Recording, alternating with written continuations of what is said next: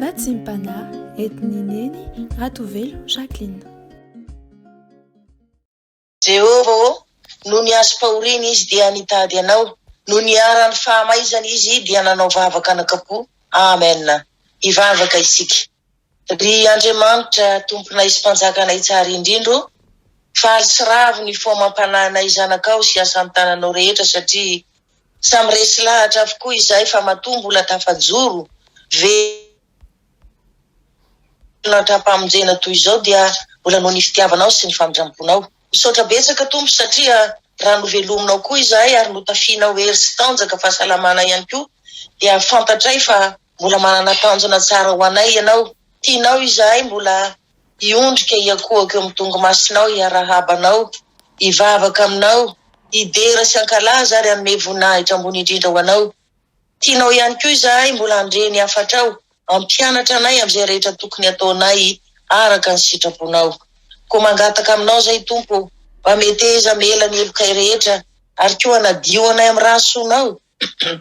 Mba ho afaka amin'ny tsy fahamarinana sy ny karazam-patorana maro isan'ny karazana izahay, ary indrindra koa mba hahafahan'ny fanahy masinao mitoetra malalaka ao anatinay. Anavao sy anatsara ny fomam-pananay, anolo-tsaina sy taridalana anay amin'izay rehetra tokony aleanay araka ny sitraponao, ary koa anampy anay andray tsara ny teninao tompo, hitahiry zany eo am-ponay, mba ho ampiarina eo amin'ny fiainanay, ary koa ho zaraina eo amin'ny manodidina anay, mba ho fanatanterahana ny sitraponao, hitory ny filazantsaranao.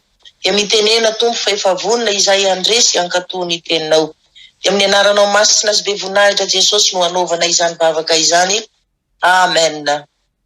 Mbola ampifaliana mandrakariva ry havana no iarabanantsika amin'ny anaran'ny tompo, ary faly ihany koa manonona ho antsika tsirairay avy, isambatan'olona ary isa-tokantrano ihany koa, ny fahasoavana no mba ampiadanana avy amin'Andriamanitra Ray sy Jesosy Kristy tompo, ary ny firaisana avy amin'ny fanahy masina. Amen. Ny teny izay angalantsika fampahirezana ry havana amin'ity maraina ity, dia izay hitantsika eo amin'ny filazantsaran'ny Lioka. Filazantsaran'ny Lioka toko faha 12 ny andininy voalohany ka hatramin'ny fahaefatra. Lioka toko faha 12 ny andininy voalohany ka hatramin'ny fahaefatra. Ovakiny izany amin'ny anaran'i Jesosy Kristy tompony teny. Ary Jesosy nivavaka tao amin'ny fitoerana iray, ka rehefa nitsahatra izy dia hoy ny mpianany anankiray taminy, tompoko, mampianarana hivavaka tahaka ny nampianarany Jaona ny mpianany. Ary hoy izy taminy, raha mivavaka ianareo dia ataovy hoe, ray io, ho amasinina ny eny ianaranao, ho tonga ny eny fanjakanao, omeo anay isanandro zay hanina sahaza ho anay, ary mamela ny elokay fa izay koa mamela izay rehetra meloka aminay, ary aza mitondra anay amin'ny fankapanahy. Amen. Izany andinitsoratra masina izany ndray ry havana no angalantsika vatsim-panahy amin'ity maraina ity. Ny zavatra lehibe indrindra tokoa ry havana, raha hanao ny asan'Andriamanitra isika dia tsy misy afa-tsy ny vavaka foana ihany no atao voalohany. Raha mampiseho ny filazantsaran'i Jesosy Kristy koa dia fantatra koa fa vavaka foana no tena mibahatoerana, satria mantsy tena rivotra iainan'i Jesosy mihitsy ny vavaka, ary ny fiombonany sy ny fifandraisana amin'ny Andriamanitra Rainy isanandro dia vavaka foana ihany koa. Isika koa ve ry havana tsy mba mahatsiaro hoe betsaka ny zavatra tsy vitantsika eo amin'ny fiainantsika, tsy haintsika akory na dia misoroka ny loza sy ny zavatsarotra miseho amintsika aza, raha tsy miantoraka mivavaka eo am-poditry ny hazo-fijalian'i Jesosy isika, raha tsy mivavaka eo anatrehan'Andriamanitra ihany koa, izay azontsika hidododonandro, azontsika hidododonalina, hitarainantsika ary angatahantsika famonjena sy fanafana amin'izay olantsika maro isan-karazany tokoa.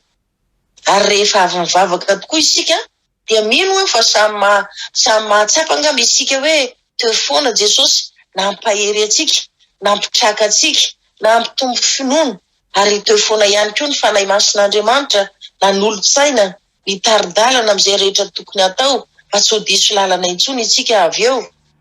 Fa inona moa zany no azo lazaina ny hoe inona ny vavaka? Rehefa avy nitsahatra ny vavaka tokoa mantsy Jesosy dia voalaza eto fa nangetaheta koa ireo mpianany ny vavaka tahaka azy, satria tena hafa kely mihitsy mantsy ny fomba fivavaka Jesosy Kristy Tompo, ka hoy izy ireo hoe Tompoko, mampianarana hivavaka tahaka ny nampianarany Jaona ny mpianany Joa. Ny vavaka dia fifandraisana amin'Andriamanitra tanteraka, izany hoe fiombonana sy firesahana aminy, fisaorana sy fiderana azy, fifonana sy fangatahana famindram-po ary famelan-keloka amin'Andriamanitra ihany koa. Fantatritsika tsara ry havana fa tena fomba fiainan'i Jesosy Kristy mihitsy ilay mivavaka, dia tsy hoe akory zavatra tsy maintsy ataony zany, fa tena fiainany sy rivotra iainany mihitsy ny mivavaka. Ary isika kosa ry havana mba manao ahoana eo anatrehan'izany?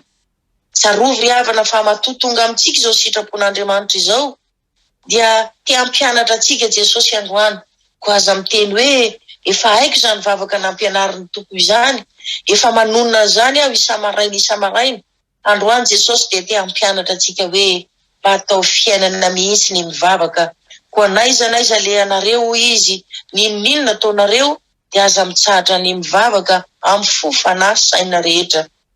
Ny vavaka fanaon Jesosy Kristy ilay zanaka ilay tokan'Andriamanitra ry havana, zany no nampianariny an'ireo mpianany, ary androany dia mbola tiany ampitaina ary ampianarina amintsika rehetra ihany koa.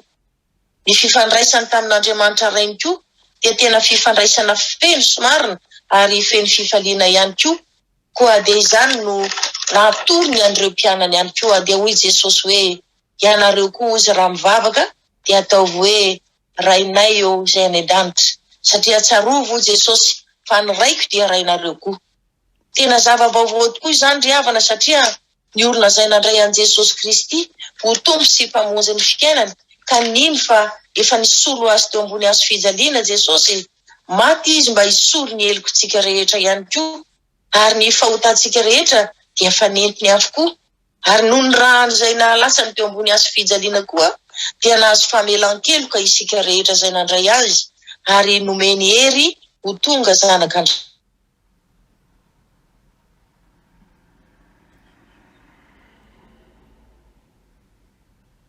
Ny ray sy ny zanaka no ataona eo. Jesosy Kristy no zanak'Andriamanitra ilay tokana, naterak'Andriamanitra izy, fa isika kosa zanaka izay natsangan'Andriamanitra. Tena raitsika izy ary isika kosa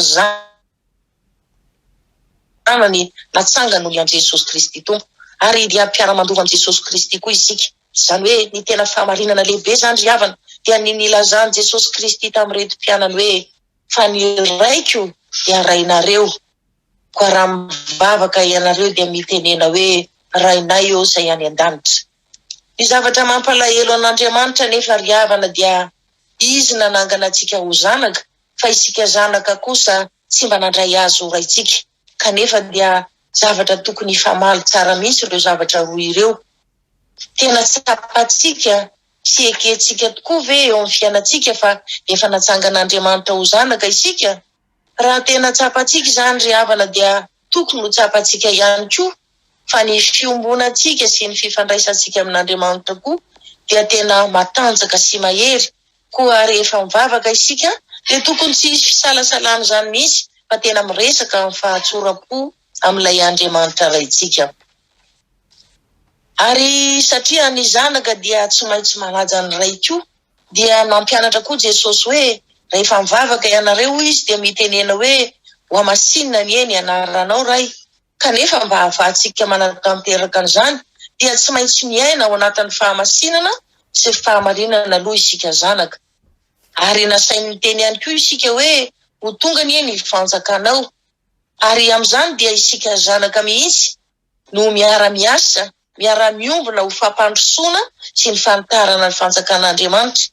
Kanefa tsy ny sitrapontsika no ataontsika amin'izany rehetra izany, fa ny sitrapon'Andriamanitra irery ihany. Izany hoe ny zanaka no tokony hanatanteraka ny sitrapon'Andriamanitra mba ho tonga tahaka ny any an-danitra ny ety an-tany.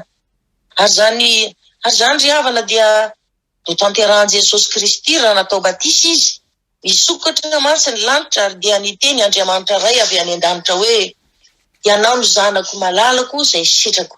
Izany hoe tena nankasitrahan'Andriamanitra tanteraka mihitsy zany ny fiainan'i Jesosy Kristy, satria ny sitrapon'Andriamanitra rehetra no nataony ary no tanterahany atsipiriany avokoa zany rehetra zany. Koa Izany ry havana ny vavaka nampianarin'i Jesosy Kristy antsika hoe rehefa mivavaka ianareo dia ataovy hoe ataoko ny eny sitraponao ety an-tany mba ho tonga tahaka ny any an-danitra. Nanambara ihany koa Jesosy ry havana fa ny vavaka izay ataontsika isan'andro io dia tena mihay atsika tokoa, manala ny tebotebo sy ny fanahintsika rehetra, ary dia ataon'Andriamanitra ray mihoatra lavitra noho ny voromanidina eny an-tsaha isika, ka omeny atsika avokoa ny sakafo sahaza ho antsika isan'andro. Ko raha mivavaka ianareo hoy Jesosy dia manaova hoe ray mba omeo anay anio ny sakafo sahaza ho aminay. Dia mivavaha koa izy ho an'ny trano ipetrahanareo, ho an'ny asa fivelomanareo, ho an'ny fianarana izay sahaza ho an'ny ankonanareo, ny momba ny fiainanareo ray manontolo mihitsy, angatao fa omeny anareo avokoa raha mahasoa anareo izany, satria zanaka malala n'Andriamanitra koa ianareo. Jesosy Kristy koa ry havana dia mampianatra ny amin'ny famelan-keloka, satria Andriamanitra ray izay any an-danitra dia mamela heloka. Jesosy Kristy koa tonga tety an-tany mba hanome ny famelan-keloka ho antsika. Izy mantsy dia manana ny fahefana feno hamela heloka, ary izany no nampianarany antsika koa mba hamela heloka ny hafa, satria efa zanaka isika dia tokony hanana ny toetra ny zanak'Andriamanitra izay mahay mamela heloka, ka tahaka ny namelan'Andriamanitra ny heloka vitantsika ry havana no aoka mba hamelantsika koa ny heloka ny hafa. Ary izany vavaka famelan-keloka izany dia tokony ataontsika isan'andro, ary tsy tokony ho entina matory koa ka ho tratry ny maraina indray ny heloka izay nataon'ny olona tamintsika. Tokony hanana fahadiovam-po tanteraka isika isan'andro, ary tsarovy koa fa ny olona mamela heloka no voavela heloka koa ry havana. Mbola nampianatra antsika ihany koa tamin'ny tompo androany ry havana hoe aza mitondra anay amin'ny fankapanahy fa manafaha anay amin'ny ratsy. Izany hoe tena tian'ny tompo mihitsy isika tsy handeha amin'ny lalana izay fantatra fa mahampahalemy antsika, fa tokony hanjofirantsika azy izany. Andriamanitra ry havana tsy mampitondra antsika zavatra tsy ho zaka sy tsy ho resitsika izany. Ho an'ny vavaka izay asain'ny tompo ataontsika dia hoe aza mitondra anay amin'ny fankapanahy fa manafaha anay amin'ny ratsy. Raha sanatria moa isika ka tratra izany dia mangataha amin'Andriamanitra ray fa hanafaka antsika tanteraka izy, satria zanany ihany koa isika. Amen. Ivavaka isika. Mankasitraka indrindra ry Andriamanitra tomponay sy mpanjakanay fa tsy mety sasatra mihitsy ianao mitady hevitra amonjena sy hanavokahana anay. Androany indray dia fantatrao tokoa aza Jesosy fa hainay ary eo am-bavanay rehetra ny vavaka nampianarinao ny mpianatra fahiny, dia mbola vonony ianao amerina mpianatra anay indray ny vavaka fanaonao. Misaotra betsaka Jesosy amin'ny fitiavanao anay, ka nahafoizanao hatramin'ny ainao mihitsy mba hahazoanay famelan-keloka, ka hananganan'Andriamanitra ray ho zanaka, ary hahafahanay koa mivavaka tahaka anao Jesosy hoe rainay ozy any an-danitra. Mifona aminao anefa izay Jesosy, satria tena nataonay tsinotsinona anie izany fananganana anay ho zanaka izany, koa mamindrafo aminay dia mamela ny heloka rehetra Jesosy malala. Raha mahazanak'Andriamanitra anay koa Jesosy dia tokony izay tokony hivavaka foana izay hoe ho amasinina ny eny anaranao, ho tonga ny eny fanjakanao. Saingy tsy mba nataonay tamin'ny fonay izany, satria izahay aza anie tsy mahavita miainao anatin'ny fahamasinana sy ny fahamarinana akory, ary tsy mankatoanao koa izahay ka tsy nahatanteraka ny sitrapon'Andriamanitra ray, fa izay tianay ihany no tanterahanay isan'andro. Koa mamindrafo aminay koa Jesosy mamela ny helokay fa diso hevitra tokoa izahay. Raha tena noraisinay am-po koa Jesosy na mahazanak'Andriamanitra anay, dia tokony nametraka ny fiainanay ray manontolo teo am-pelantananao izahay, kanefa tsy izany no nataonay, fa ny herinay sy ny fahaizanay no niankinanay sy nitokinay izay zava-poana tokoa eo anatrehan'ny voninahitra ao. Koa mifona Jesosy mifona eo anatrehanao fa diso hevitra tanteraka koa izahay. Nampianatra anay ihany koa ianao Jesosy fa raha te ho voavela heloka izahay dia tsy maintsy mamela ny heloko ny namanay koa aloha. Tsy vitanay anefa izany, ary tsy hitanao ihany koa teo amin'ny fiainanay, fa fahatezerana, fankalana, lolo-po izany no mameno ray. Tsy manana fo madio re izay Jesosy, koa mamindra fo re dia mamela heloka anay Jesosy malala. Ary satria mety kely vavaka angamby izahay na mety tsy mahavavaka mihitsy azy na koa tsy mahay mivavaka Jesosy dia tsy nahavita naharesy ny fankapanazy misy eo amin'ny fiainanay izahay. Koa mamela anay Jesosy dia mampio izahay amin'ny alalan'ny fanahy masinao, anokatra ny masom-panahinay, anazava ny lalanay, anampy anay andeha amin'ny lalana araka ny sitraponao. Ary indrindra koa ahatsiarovana isanandro Jesosy fa tena tianay ianao ka nataonao avokoa zay rehetrarehetra tokony atao mba hananganan'Andriamanitra anay ho zanaka mba hahafahanay koa mandova ny fanjakan'Andriamanitra miaraka aminao Jesosy malala. Amen. Raiso ny tsodranomasina avy amin'Andriamanitra raitsika. Aza manahy na inona aoka ny fivavahana sy ny fifonana mba amin'ny fisaorana no ataotsika manambara ny fangatahantsika amin'Andriamanitra amin'ny zavatra rehetra. Jehova no mpiaro antsika. Izy ene hiaro antsika amin'ny ratsy rehetra. Eny hiaro ny fanahintsika izy. Izy hiaro antsika na mivoaka na miditra hatramin'izao ka ho mandrakizay. Ho tanteraka tokoa n'izany amin'ny anaran'ny Ray sy ny Zanaka ary ny Fanahy Masina. Aleluia.